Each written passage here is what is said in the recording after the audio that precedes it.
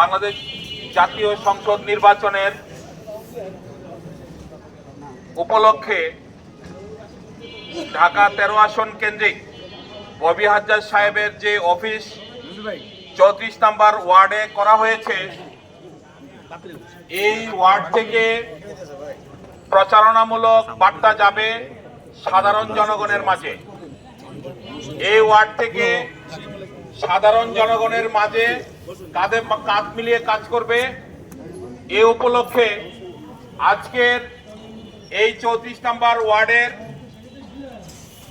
এই অফিস উদ্বোধন করার জন্য আমাদের মাঝে উপস্থিত হয়েছেন আমাদের অত্যন্ত প্রিয়, অত্যন্ত শ্রদ্ধাভাজন নেতা, ঢাকা মহানগর উত্তর যুবদলের যুগ্ম আহ্বায়ক, মোহাম্মদপুর থানা যুবদলের সাবেক সফল সভাপতি জনাব জাহিদ হোসেন।